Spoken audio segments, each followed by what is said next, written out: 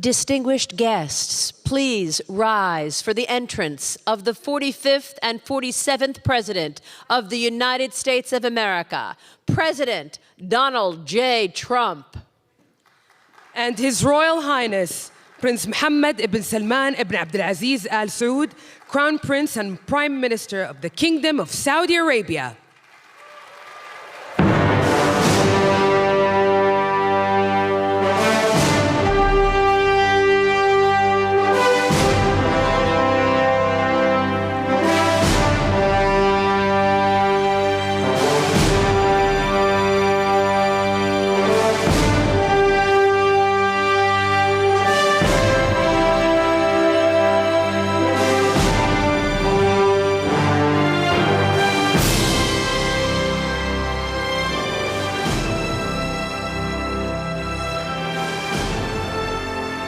Your Royal Highness, we now invite you to deliver your remarks. The floor is yours. سمو سيدي الكلمة لك.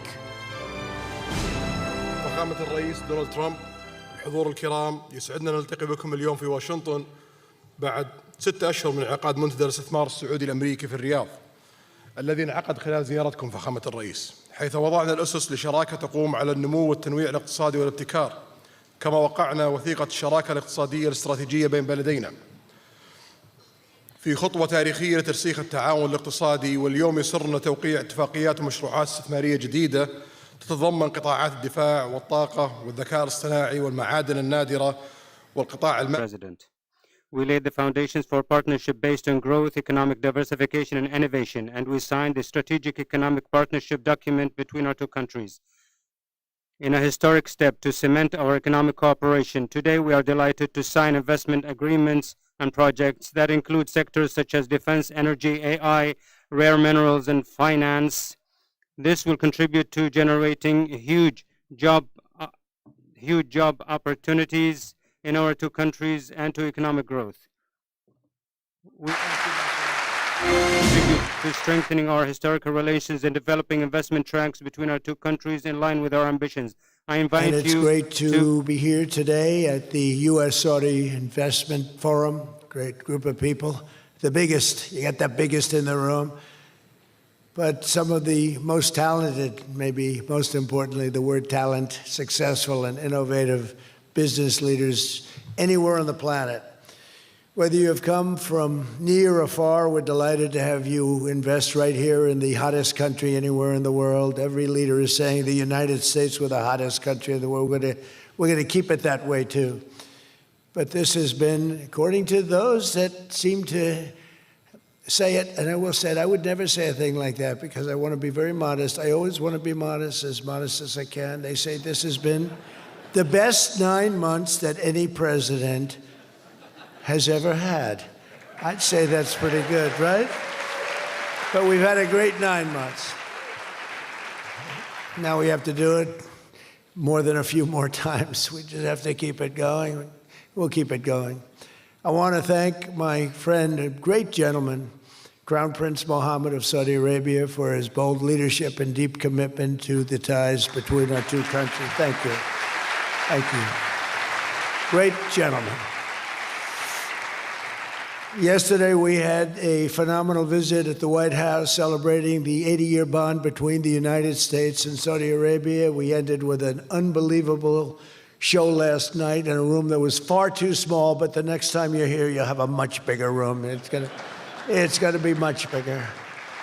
I made more enemies last night by not, we had 119 people. That was a record for the room. So they've wanted for 150 years. They've been clamoring for a ballroom at the White House, and we're giving them one. We're giving them 1+, and it'll be something. But you'll be here. You'll be among the first, if not the first, if you'd like. You know, we'll work it out. But you had a lot of people that wanted to be there. They really would have witnessed something that was really incredible. The entertainment last night was incredible, including our great opera singer, but including the military. The talent in the military musically is also incredible. So it was great to be with you last night. I think it was something to behold. We officially designated the kingdom yesterday as the major non-NATO ally. That's a big deal. It's actually a very big deal.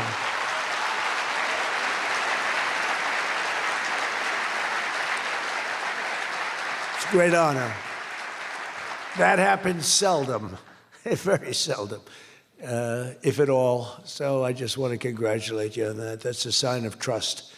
We signed a historic strategic defense agreement yesterday also, and that's something that is likewise very rare, and it's a very honored company that you're in.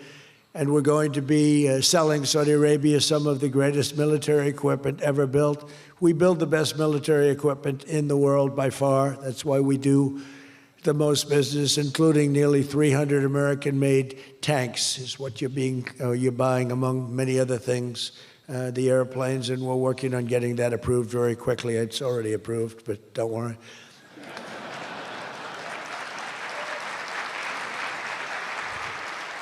We have to go through a process. The process will take, Elon knows, the process will take about, would you say 24 hours? I think so. You're in good shape, very good shape.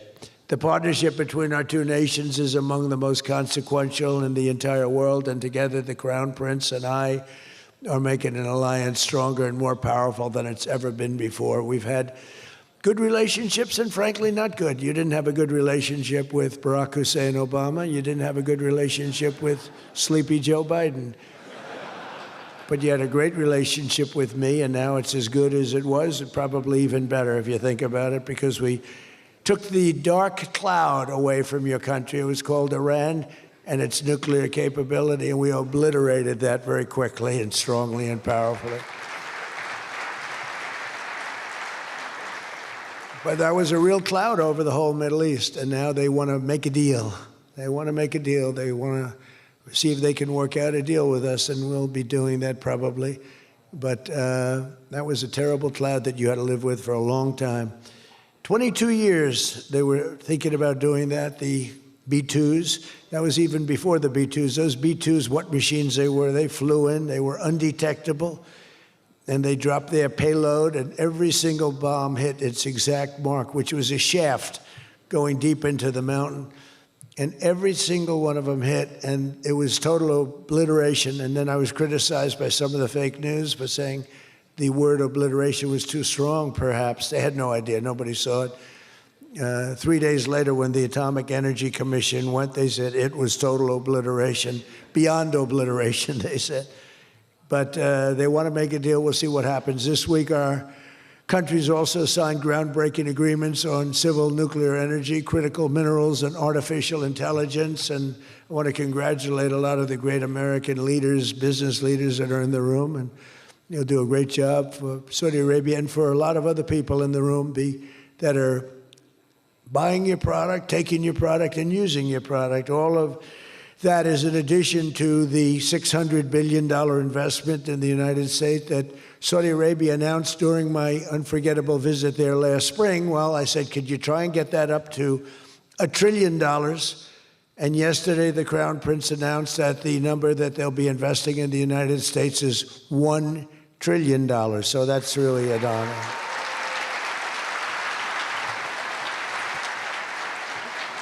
And we just took a picture backstage with some of the great business leaders and some of the great people, friends of mine from your country, and beautiful picture. And while we were taking the picture, I said, could you make it 1.5 trillion? So he's got something to think about. I don't know. We'll get something. I think we'll get something, Scott, right?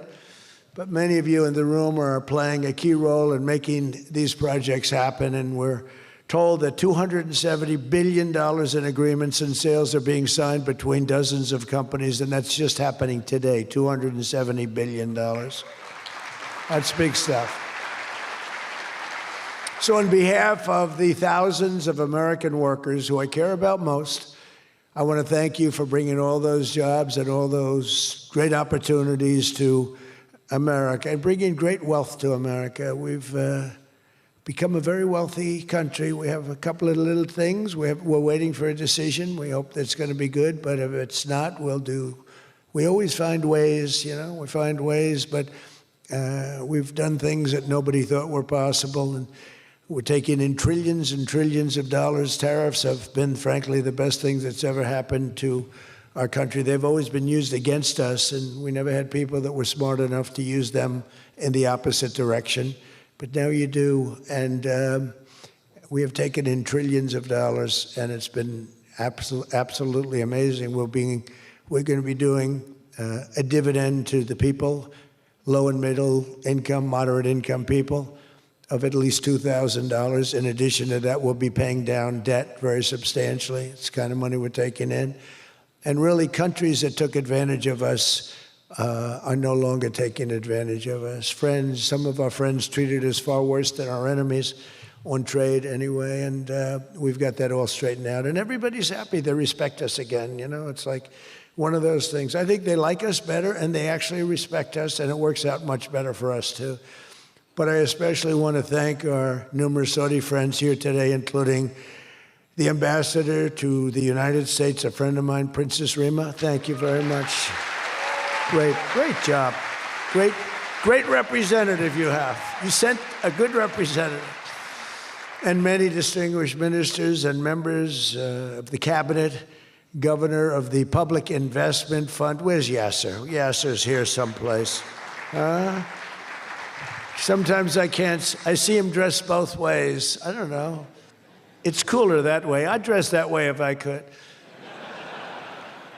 Yasser's terrific. He's a terrific man, actually. So thank you very much, Yasser. And Secretary Scott Bessent, who's been fantastic. Where's Scott? We're thinking about him for the Fed, but he wants no part of it. He likes being Secretary of the Treasury. I think we'll leave him. So let's cross your name off, right? Officially, right? Remember, you said that. I love the Fed job. To me, it's the easiest job in the world.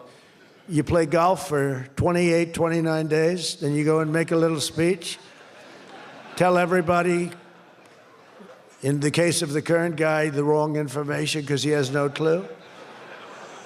But if you have good instincts, you know, it's all based on instincts. I see they want to hire 3,000 economists, 3,000, to report to the Fed chairman.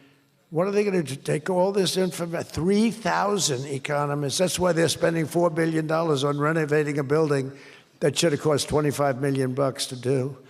They should have spent $25 million. They're building a basement into the Potomac River. I could have told them that's very tough to do and it doesn't work and it's very expensive. But they're up to $4 billion headed by this clown. But we have 3,000, think of it. They want to hire 3,000 economists. So they took a poll and they interviewed 71 people. And of the 71 people, 2 people got it right. 2 people. One was a great economist whose name I won't tell you because I don't like him personally, but he is good. And the other one that got it the most right was a man named President Donald J. Trump. Do you believe it? And I didn't have an economist. Well, I had Scott. But we got it right, didn't we? Huh? We got everything right. Doug Burgum, where's Doug? Will you please drill a little bit faster? Between him and I'll tell you, you and Chris was great on television, and he's setting records. They're setting records, but I'll never be satisfied. Drill, you know, we got elected. Drill we must, I called it. Drill, baby, drill. Con Edison, a great utility from New York many years ago, they used to have a sign, drill we must and dig we must. So when they were digging in a road, they'd have a sign, dig we must. Well, now we're putting those utilities to shame because I'm allowing all of those AI plants that are being built to build their own electric generating force, and they're building them like nobody's ever seen, and they're coming up with ideas and new contraptions like nobody's ever seen. And this way they can't blame me for not producing electric. I said, you produce it yourself. And actually, they didn't believe I was saying that because nobody ever thought of a thing like that. They're building a massive plant. They were going to hook it up to a 200-year-old grid. And you know that wasn't going to work because there's no way of doing that. No way we could have done that. And I had the idea. This was my idea, approved by a couple of people. I said, why wouldn't that happen? They're building a plant for $50 billion. You know, if you build a shopping center for $50 million, it's okay. It's not a bad shopping center. 500 million, you're talking about top of the line. 50 billion. So when it was first explained they're spending 50 billion, I said, no, you mean 50 million. No, sir, we mean 50 billion. And then I saw some of them that were the size of Manhattan. I said, they did mean 50 billion. And I said, well, what you're going to do is with that, how would you like to build your own electric generating plant? And they looked at me like I was crazy because something like that, they really didn't understand it. The smart guys, they didn't understand it. They said to me at the next meeting, sir, the biggest problem we have will be electricity. I said, you don't understand. I told you last week, you're going to build your own. I'm giving you approval to build your own plant, and you will be approved within a period of 2 to 3 weeks. It used to take 20 years prior to termination. In other words, you would wait 20 years and you wouldn't make it. You'd be voted down 5 to 4. I said, we're getting you approved in a 2-week, 3-week period. In fact, Lee Zeldin, one of the superstars of this administration, I said, Lee, if it's oil and gas, get them approved in 2 weeks. If it's nuclear, add another week.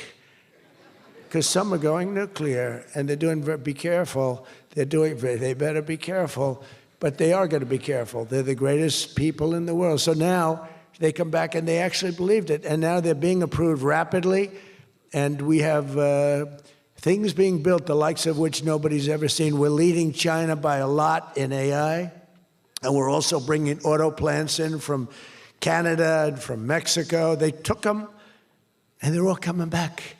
They're all coming back because of tariffs. If we didn't have tariffs, I mean, they like the fact that we won the election by a landslide on November 5th. That helped. But they're all coming back, and they're coming back from Germany and Japan. Toyota just announced, as you know, $10 billion worth of new plants. They just announced it last week. I went to various countries, and Japan was one of them. And Toyota's coming in with a $10 billion investment in 4 or 5 plants.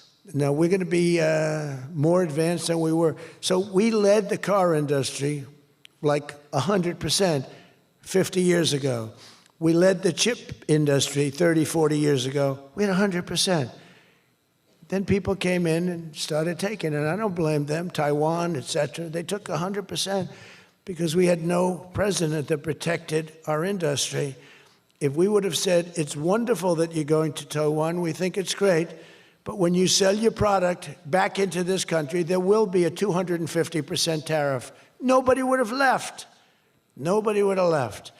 And Intel would have been a giant. Intel would have been, where's Jensen? Intel would have blown, well, he now owns a big chunk of Intel. He's got it figured all different ways. Where are you, Jensen? Stand up. You have done such a good job. And you had a good 2 days, I understand, right? A good 2 days. How's Blackwell doing, okay? Any recent competitors? Anybody going to blow Blackwell away in the next week? They say 10 years. I don't know, maybe 2 years, 3 years. But you will not be stopping there. You'll be going further fast, right? An amazing job you've done. I want to thank Howard Lutnick and Kristi Noem for being here. Kristi, Howard, good job. Really good job. My daughter Tiffany's here with her great husband, Michael. Thank you very much, Tiffany. Thank you, honey. She was a great student. She went to Georgetown. She was a great, great student, and she finished really right at the top, and we were proud of you. And she was so proud, and her graduation got canceled because of COVID. But I say if her name were something else, they probably wouldn't have canceled it. They didn't like that she did so well in school. They weren't happy about it. I say they canceled your graduation because you were a great student, and they didn't want, but other than that, I have no problems. You see, I don't take anything personally. Anyway, great job. And of course, hundreds of the top minds in technology, finance, and private enterprise from both Saudi Arabia and the United States. But my message to all of the leaders and investors with us today, and they are the best in the world, is very simple. Under the Trump administration, America is back and America is open for business. And America is actually stronger than it's ever been before, ever. We built the military in my first term. Foolishly, we gave a little bit to Afghanistan, but not very much compared to what we built. But now we're building it at levels that we've never done before. And in addition to that, we're sending a lot out to our allies, and we're making it possible for them to get it. I want those companies to build more plants, to build it faster. We want them to build it faster. The biggest problem we have is we have a backlog because it's so good. Every country wants our missiles, our jets. They want everything we have, and we got to go faster. We just have a new plane, the F-47. It won a very strong competition. It's the newest, and that was won by Boeing. By the way, Boeing is doing an amazing job of coming back. Kelly is doing a great job.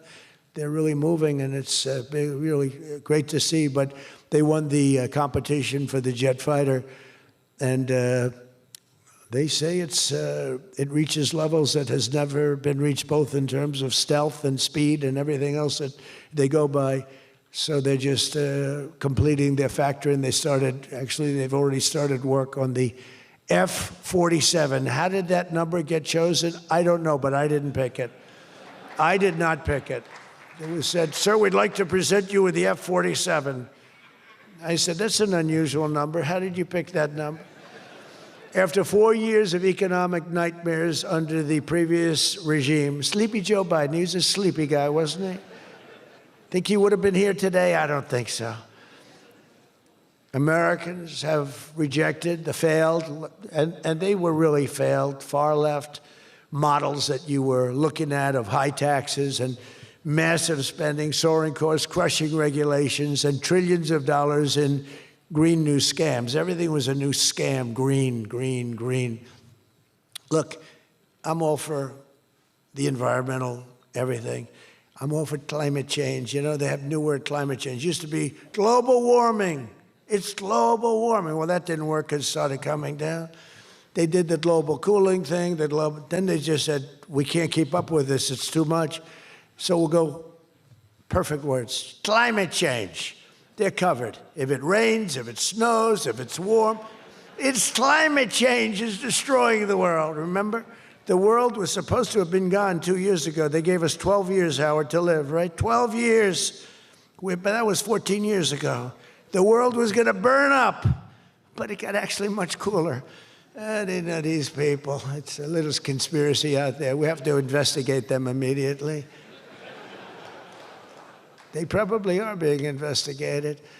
Their policies punished success, rewarded failure, and produced disaster, including the worst inflation in our country's history. We had the worst inflation in history, and now we have a beautiful normal inflation. It's going to come down over the next few months a little bit more, but we have a nice normal inflation. We had the highest inflation in the history of our country.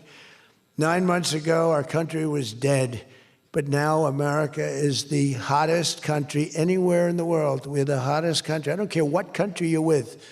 America is the hottest country considered. And we did this in a period of 9 months. We're a little longer than that, but it took me about 2 weeks to get started. We're rewarding those who build and create, invent, and invest in the USA. And you know, our big, I call it the great, big, beautiful bill. It's the biggest bill ever passed in the history of Congress. And Scott and I and all of us, we sat down and we said, let's do it, along with the Speaker and John Thune and everybody, said, let's do it all in one bill. And a lot of people were they said, you'll never get it approved. And we didn't have a huge majority. We had a huge presidential win. We won everything. We won all 7 swing states. We won the popular vote by millions. We won everything. But the one thing, we won one, it's called districts. The country has districts, and we won in terms of districts 2,750 to 550. And that's why when you see the map of the election, it's the whole country, it's all red, and it's pretty amazing. 2 little blue streaks on the right and on the left, and they're very little and getting smaller. But it's been pretty amazing. But in 4 long years, Joe Biden secured less than $1 trillion. In 9 short months, I've secured $18 trillion to rebuild our factories, create hundreds of thousands of jobs, and bring back those Beautiful words, made in America. So think of that. He did less than $1 trillion in 4 years, and in 9 months, we've done more than $18 trillion, okay? That's called success. And we think that by the end of the first year, it'll be over $20 trillion. So, and thank you very much. You helped with that little boost you gave us, that little increase. We appreciate it so much. We appreciate you. So as just one example, under the deals being signed this week, workers at GE Aerospace, I think he's here. Where is he? Stand up. What a job you've done with your new engines. And where are you? You're there. It's not a very good location for you. I thought you have been amazing. Great new engine that's supposed to be more efficient, more powerful, and less costly. That's not a bad combination. But GE Aerospace will soon be delivering dozens of new airplane engines for 787 Dreamliners in Saudi Arabia's commercial fleet. Big order. It was a big order just secured. Every new job and every new factory created by these announcements builds up our middle class and it really strengthens the industrial backbone of America. And, you know, I view it differently. I used to view it as it's great, great, great. The stock goes up. I view it, everything as jobs now because I don't care. I care about jobs. And we have more jobs. It was just announced we have more jobs right now than we've ever had in the history of our country. Those are big numbers. You know, it's like crazy. It's just a great stat. More jobs today than we've ever had in the history of our country. And we're going to be producing a lot more are coming. In my first term, we built the greatest economy in the history of the world, and now we're do it again, but this is really bigger and better and stronger. The first term, we had what was considered the best economy that any president has ever had. That's nice. And we got hit with COVID, remember? And we did a great job with COVID, but that was a horrible thing for the whole world. The whole world suffered. Your country suffered. Everybody suffered. And despite that, we had the greatest economy. And before that, forget it. We blew it off the charts. I'll never forget, I met with pollsters the day before I got the news about COVID, but I met with 2 pollsters because we were starting to think about the next election. They said, sir, if George Washington and Abraham Lincoln came back from the dead and they aligned and they went for the president, vice president as a combination, you'd be beating them by 25 points. And then the next day I was told that something strange is happening. There's a lot of death being reported in a certain country. I won't tell you which one because that country is well represented here, but you know which one. And thousands and thousands of people are dying. And I said, that's strange. What would that be? And it turned out to be a disaster for the world. There's, you know, nothing has been seen like that since 1917. I always thought that when I heard, you know, pandemic or anything you want to call it, but I always thought that was like an ancient phenomena, that could never happen in modern times, but it did. But we did a great job with all of the things that we did with the vaccines, with so many of the drugs that we came up with, making you better. Regeneron is an example. Regeneron was fantastic. I give them great credit for what they did. But we did great, and then we started doing the gowns and the masks and the goggles and the ventilators. We were sending ventilators all over the world. We became the king of ventilators. But what a period of time that was for all of us. But despite that, we had the greatest economy in the history of our we had the greatest economy in the history of the world. And I'll tell you, it was an amazing time. But this looks like it's going to be blowing it away, because when these plants, which are being built now, and many are going to be started very shortly, many, but when they open, we're going to see numbers the likes of which nobody's ever seen before. And, you know, in some cases, you're building extremely complex plants. You're building plants to make computers and to make telephones, to make a lot of different things, missiles. But you're building plants that make things that are very, very detailed, and you have to have great knowledge. And you're coming here and you find if we don't have people that did that before, we are allowing you, and I may take a little heat. I always take a little heat from my people, the people that love me and the people that I love. They happen to be toward the right of center, toward the right. Sometimes they're way right. But If you have to bring people to get those plants opened, we want you to do that, and we want those people to teach our people how to make computer chips and how to make other things. You can't come in, and I'm explaining, you can't come in, open up a massive computer chip factory for billions and billions of dollars like is being done in Arizona, and think you're going to hire people off an unemployment line to run it. They're going to have to bring thousands of people with them, and I'm going to welcome those people. Now, I love my conservative friends. I love MAGA, but this is MAGA. And those people are going to teach our people how to make computer chips, and in a short period of time, our people are going to be doing great, and those people can go home where they probably always want to be. You know, when people are born someplace, they tend to want to go, and we have the greatest country in the world, but they want to go. But they're going to do. We had one case in Georgia where a battery factory, batteries are very dangerous to make. They're complex, much more complex than people understand. And they spent $1 billion to build a factory, and they were told to get out. And I said, stop it. Don't be stupid. And we worked it out. And now they're teaching our people how to do it. But they're going to have to spend, Jensen, I don't think you can open up a big plant with your friend from Taiwan where we're going to have 40 or 50% of the computer chip business at I don't think you can do that with people that don't even know what a chip looks like. Do you agree with that? So somehow, you know, the people that are against this are really, really smart. They're unbelievable patriots, but they just don't understand. Our people have to be taught. This is something they've never done. And we're not going to be successful if we don't allow people that invest billions of dollars in plant and equipment to bring a lot of their people from their country to get that plant open, operating, and working. I'm sorry. So my poll numbers just went down, but with smart people, they've gone way up. They've gone way up. And I mean that. So for those of you that are doing the plants, you're going to have all the help you need, and you're going to do a great job. And you're going to teach our people how to do it, and our people are going to be just as good as your people ever were in not such a long period of time. Since the election, the stock market has set, and this is a little more than 9 months, 46 all-time record highs. And the growth is now amazing, and it's lifting up the Americans and American economy like nobody's ever seen before. It's the biggest. There's never been a period of time like this. Wages for hourly workers are rising at the fastest pace in 60 years, and real wages for construction workers are up $2,200 a year, and that's good, and that's spending. They're going to spend. They're going to buy many of the things that you're making. In 9 months, we've lifted over 600,000 Americans off food stamps, and that's happening rapidly.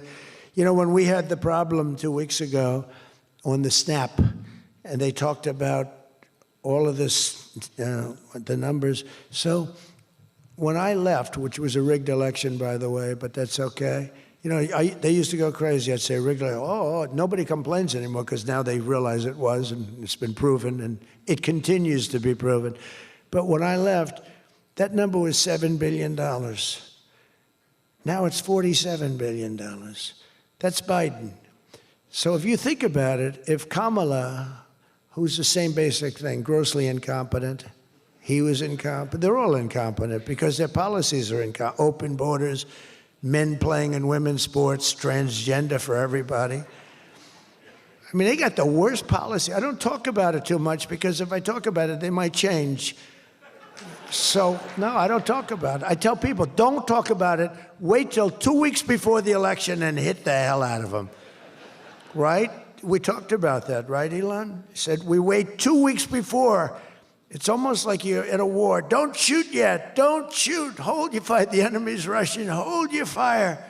Don't shoot. Okay, now you can go. 2 weeks before. But I watched a guy the other day, a congressman, fighting for men playing in women's sports. And the new weightlifting record for a certain weight was just set. The man was 119 pounds higher than a woman champion who was a phenomenal champion. beat her by 119, and he was an average lifter prior to transitioning. A lot of the Saudis are sitting here saying, what the hell is he talking about, transition? They don't do, Yasser, they don't do a lot of transitioning. They're sitting here, the Saudis are saying, what is he talking about? They're saying, what do you mean women are playing against men? No, that doesn't happen, does it? Yeah, it does. These people are crazy. 1.9 million more American-born workers are employed today. Think of that, than when I took office. So we picked up almost 2 million workers, and more Americans are now working, as I said, than at any time in the history of our country. Under Biden, 1 out of every 4 new jobs went to increase the size of the federal government. So in other words, 1 out of 4 was a federal worker. Well, I love our federal workers, but that's not the way you can build a country. It's a short road to a disaster. Under my administration, 100%, think of that, of all new jobs created came out of the private sector. In fact, the federal government, we cut thousands and hundreds of thousands of jobs out of the federal government. Now, if I wanted to do something for purely political reasons, I'd say, Susie, let's hire a couple of million federal workers. And you know what happened? Unemployment is unbelievable. We don't do that. They did that. They used to hire workers in order to fudge up the numbers. The federal workers. By the way, Susie Wiles, most powerful woman anywhere in the world by the biggest, most important magazine. Susie Wiles, she had her father, Pat Summerall, the great announcer, football. He was a great football player, became an even greater, the voice of the NFL, and he was supposed to be a tough cookie, and I believe it 100%. Most powerful woman in the world. She can take out a country, destroy, take out a country with one phone call. That's power. I don't know if I could do that, but she could. Thank you, Susie. Do you feel good about the job you're doing? Huh? She's never going to be satisfied. She's doing a great job. We're also making incredible strides to make America affordable again. That's a new word that they're using. Affordability, they talk. They had the worst inflation in history. They had the highest prices in history. The country was going to hell. The only thing that we're going up in is our stock market, okay? The only price that we really have, I mean, we're bringing prices down, but they came up with a new word, affordability. And they look at we are all about affordability, and everyone assumes that that meant that, no, their prices were high. If you look at the numbers, since I took office, core inflation is now below 2.7%.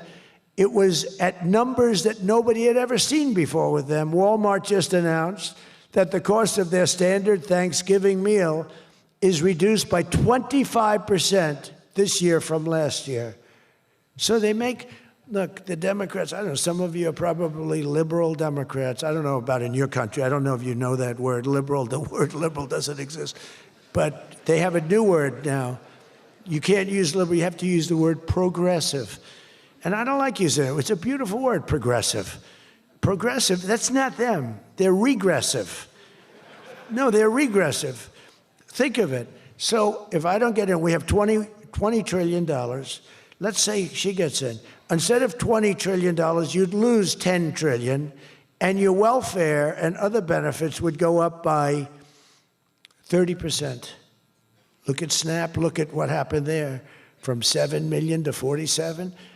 From 7 billion to 47 billion, it would be that. So we would lose business, countries and companies and people would flee our country. They would flee, and all of the other things would go up. In other words, would end up with a shell of a country, and I'm being nice when I use the word shell. This country would have been in big trouble, and I don't want to get him in trouble, but that gentleman right there, the most respected man in the room, that's today because we're here. Most respected man, I have to say that. Don't worry, when I'm with other countries and the leaders sitting there, I say the same about them. Don't worry. Don't get carried away. No, the most respected, one of the great leaders, he told me when I was in his country, he said, And I use it all the time. Sometimes I refer to him because I have great respect for him. I figure it sells better. But he said exactly these words. He said, it's amazing what you've done. 1 year ago, your country was dead, and now you've got the hottest country in the world. You were the first one that said that. And I've used your name hundreds of times. I use your name, I say, that king of Saudi Arabia said. But anyway, but it's true. We were a country that was in really bad trouble. We were a country that would have been dead, I believe, within a year or 2 years after the election. We were headed in a very bad direction. And now we're headed in the best direction, I think, that we've ever been headed. According to the USDA, Turkey is down, think of that, 33%. And I'm not talking about the country of Turkey. He's doing fine. Erdogan is doing good. Just want to, I don't want him calling me. I'm not down 33%. He's a friend of ours. We got to take care of our friends. Since March, egg prices are down 86%. Think of 86%. Many other prices are down in a similar number. When I first came into office, my first 3 days, I had a news conference, and they started screaming at me. Those people, that's a lot of people back there. Look at all the fake news. They started screaming at me, eggs, eggs. I didn't know anything about it. I said, what's going on with eggs? They're up quadruple. I said, I've only been here for 3 days. And we'll work on it. And we got them down very substantially. They said, don't buy eggs for Easter. At the White House, we have an Easter egg hunt. We buy thousands of eggs. People come from all over, thousands. They asked me, sir, would it be possible this year to buy plastic eggs? I said, I'm not buying plastic eggs. The kids are going to pick up an egg. They're going to, what the hell kind of an egg is this? And we bought maximum number of regular eggs, and we got the prices. Brooke Rollins did a great job, Department of Agriculture. She did a fantastic job. And eggs are way down now. Mortgage rates are down despite the Fed. Scott, you got to work on this guy. He's got some real mental problems. No, there's something wrong with him. It's just sweet. I'd be honest, I'd love to fire his ass. He should be fired. Guy's grossly incompetent. And he should be sued for spending $4 billion to build a little building. I'm building a ballroom that's going to cost a tiny fraction of that, and it's bigger than the whole thing put together. You got to work on him, Scott. The only thing Scott's blowing it on is the Fed. Because the Fed, the rates are too high, Scott. And if you don't get it fixed fast, I'm going to fire your ass, okay? I can't tell you, Scott, sir, don't fire him. Sir, please don't fire him. He's got 3 months to go. Don't fire him. I want to get him out, Scott. Please. He's a voice of reason. You're very lucky you have him, I'll tell you that. You've done a good job. I think Howard's a little bit more for firing him. Right, Howard? I think Howard would say, get him the hell out of there. Anyway, while congressional Democrats wanted the largest tax hike in history, they wanted to raise your taxes by 42% if you, 44%. I proudly gave you the largest tax cuts in American history. Don't forget, the great big beautiful bill doesn't kick in until January 1st. So all these numbers that you're reading about, all these great numbers, that's without the tax cuts. The tax cuts take effect on January 1st, and that's no tax on tips, no tax on overtime, and no tax on Social Security for our great seniors. Even people that go buy a car, they've never had this. Middle-income people don't know what the word deduction is. They don't know. This room, they live on deductions. Me too. How much of a deduction do I get? We all live on it. Middle-income people, they don't know about it. They don't really have deductions. We're giving them a deduction on the interest if they buy a nice Tesla car and they borrow the money. You're so lucky I'm with you, Elon. I'll tell you, has he ever thanked me properly?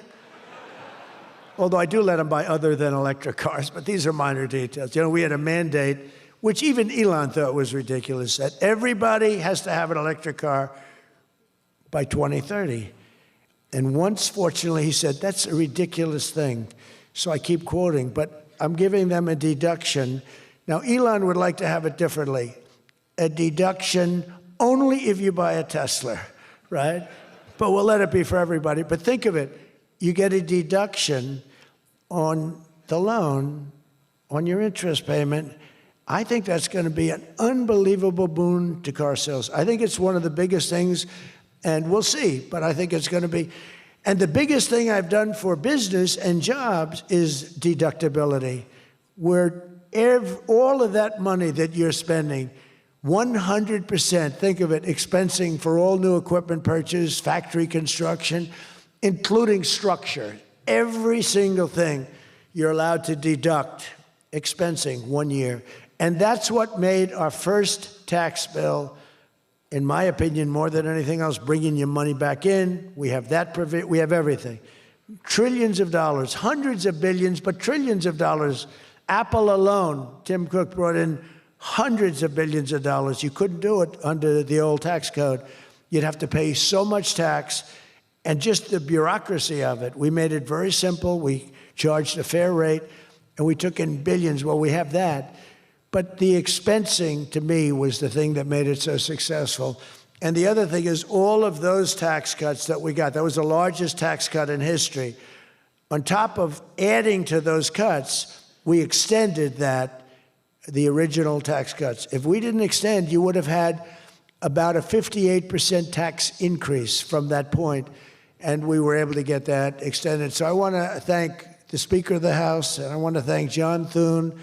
And a lot of people thought that bill, because we put everything into that one, we took 4 years' worth of things, and we put them into the great, big, beautiful bill. And we got it passed. It was close, like about a quarter of a vote. It was on fumes. We thought for a couple of moments we were not going to be able to get it. Then we would have had to have it in 9 or 12 or 14 different bills. And I don't think we would have gotten many of them approved. We would have gotten some easily approved, but some we would have gotten no votes on. By putting it all together, we got everything. And it was a great job, and I think someday it's going to be appreciated. But among other things, it's the biggest tax cut in history for people and for businesses. So just enjoy it, and think of me every once in a while when you're hiring new people and making a lot of money. You just think about us. But I'm cutting a record number of job-killing regulations. That's the other thing. And I've already slashed more than $1 trillion worth of regulations this year. My last term, I gave the largest regulation cut in history, and now we're doing it again. In fact, for every new regulation, they're mandated to cut 10. And so far, it's for every new regulation, they've cut 30. So they have the idea. And very importantly, we stopped Joe Biden's radical crusade to kill oil and natural gas. Somehow, I don't think Saudi Arabia would like me too much if we decide to kill oil and natural gas. There's nothing like it. It works. Windmills don't work. Other things, I don't want to get into it too much, but they don't work. What does work is natural gas, oil, nuclear, and other things. But the windmills are a disaster. I am the biggest negative person on windmills. They ruin your locations. They ruin.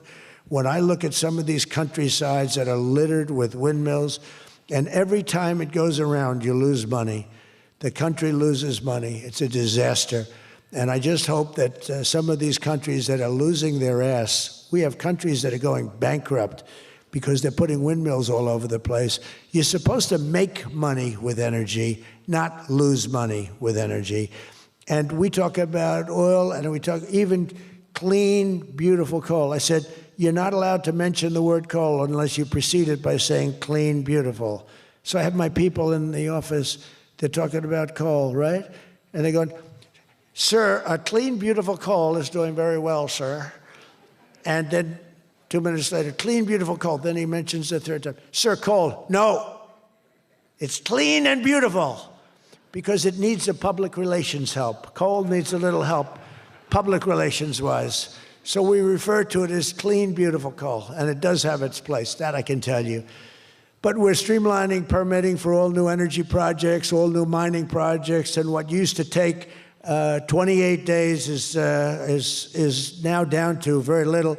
But we had times when not 28 days, We had times when things would take 14, 15, 16, and even 20 years to get approved. We have a maximum day, 28 days. That's the maximum it'll take. It'll never take more. You can come in with $1 trillion factory. You can come in with what it takes a maximum of. You don't have to go years and years and years, be abused by bureaucracy. If you build a plant now, you're going to have your plant done within 28 days. And a lot of you are all, because I see everyone shaking their head, you're all agreeing. We're getting you approved by very smart people quickly. You know, when you used to walk in with plans done by the best engineers in the world, thousands of pages, and drop them on some guy who's been there for 28 years approving environmental impact statements, and he's looking at pages that he's never seen, and he's supposed to approve it. He has no idea what the hell is in those pages. So we know what we're doing. We're going to get maximum is 28 days. That's why we have so much under construction, and people can't believe it. They can't believe it. And again, remember what I said, most important thing, you're building your own electric plant. You're really becoming a utility in addition to doing what you're doing. But you're building all of the excess, all of that energy, all of that electricity is being built. And your excess electricity, you can sell back to the federal grid. So we even make it there. Under the deals being signed this week, the world's two leading energy superpowers, America and Saudi Arabia, are partnering on energy like we've never partnered before. American Saudi companies represented here today are joining on liquefied natural gas, infrastructure, constructions, and making both of our energy sections, our sectors are becoming so strong. Just a quick story. In Louisiana, when I first time I got there were two massive LNG plants. One was under review for 14 years and was being rejected. The other one was for 18 years. The people of Louisiana, Doug, you know exactly what I'm talking about. And one was $20 billion, one was $24 billion, like the biggest things, like 3 Empire State Buildings lying on its side. It was massive. And I said, whatever happened with those plants? Well, sir, they're under review. How long has it been? 14 years and 17 years. And they had given up. Massive investments were being made by other countries and the richest people. They couldn't get them approved. I got myself involved. Right, Doug? The first one, I got approved in 1 day. The second one, I got a little cocky. I took my time. It took me 1 week. And they're both operating today, and they're tremendously successful. I got one, think of it. After 14 years, I was in office. I got involved. I got it done in 1 day. And it's been a tremendous success and made a lot of money for our country and for a lot of other people. And the other one took 1 week to get done. That one was under review, I think, for 14 or 15 years, both of them. So I'm very proud of that, actually. I also proudly ended the ridiculous Biden-era restrictions on artificial intelligence, and we will work closely with friends and partners like those in this room to build the largest, most powerful, most innovative AI ecosystem in the world, and we are going to work it so that you'll have a one approval process, not have to go through 50 states in the United States. You know, you can't go through 50 states. You have to get one approval. 50 states is a disaster because you have one woke state and you have to do all woke. You'll be back into the woke business. We don't have woke anymore in this country. It's virtually illegal. But you'll have a couple of wokesters, and we don't want to do that. We want to get the AI done, and I'm working with David. David's done a fantastic job. If he's here, I think he is. He is. Thank you. David's done a fantastic job. But we want one approval, one, and hopefully you have the right guy in the federal government. Hopefully you have the right president, but you have one approval, one approving body, not 50, not, hundreds of people all over the country looking at what you're doing. And basically you're forced to take the worst and the most onerous, right, Jensen? Are you happy with that, Jensen? Thank you. If Jensen's happy, I'm happy. But what's very important, we have to do that. And we have a couple of very good, very well-meaning senators that think every state should have a right to approve. We're not going to do that because that will not allow you to do what we have to do. And we'll get that straightened out. Together, the United States and Saudi Arabia are unleashing really the most incredible new prosperity together. And we're also making history and forging peace. And I've settled 8 raging conflicts, 8 wars. I've settled 8 wars. I have 1 to go. You know what that one is. I thought that was going to be my easy one because I have a good relationship with President Putin, but I'm a little disappointed in President Putin right now. He knows that. I thought that was going to be the easy one. I settled 1 war, 36 years. I got it done in 1 day. I had another one, 32 years, millions of people killed. Even Congo and the Rwanda, they had 10 million people killed. It was out of control. I got that settled. I have a man's father who happens to be in this room doing a great job, right? Got that settled. I settled 8 wars. And I'll tell you, His Majesty would like me to do something very powerful having to do with Sudan. It was not on my my charts to be involved in that. I thought it was just something that was crazy and out of control. But I just see how important that is to you and to a lot of your friends in the room. Sudan, and we're going to start working on Sudan. I didn't think that that was one that was going to be so easy to do, but we're going to start working. Mohammed said, yeah, thank you. Thank you to you. No, it wasn't on my charts because I'm good at settling disputes, and I've always been. I've done very well with that over the years, even before this. But I was talking about the different wars, and it's look, India, Pakistan, they were going to go at it, nuclear weapons. I said that's okay, you can go at it, but I'm putting a 350% tariff on each country. No more trade with the United States. No, you can't do that. I said I'm going to do it. Come back to me and I'll take it down. But I'm not going to have you guys shooting nuclear weapons at each other, killing millions of people, and having the nuclear dust floating over Los Angeles. I'm not going to do it. They said, we don't like that. I said, I don't care if you like it or not. So I was all set. I told Scott, 350% tariff to settle that war. If you don't, we'll make a nice trade deal. They were in the midst of a deal. Now, no other president would have done that. Another guy would have, like Joe Biden, doesn't even know what countries we're talking about. He wouldn't have any idea. There'd be no tariffs, no nothing. Just the whole world would go to hell. But no, I used tariffs to settle all these wars. Not all of them. 5 of the 8 were settled because of the economy, because of trade, because of tariffs.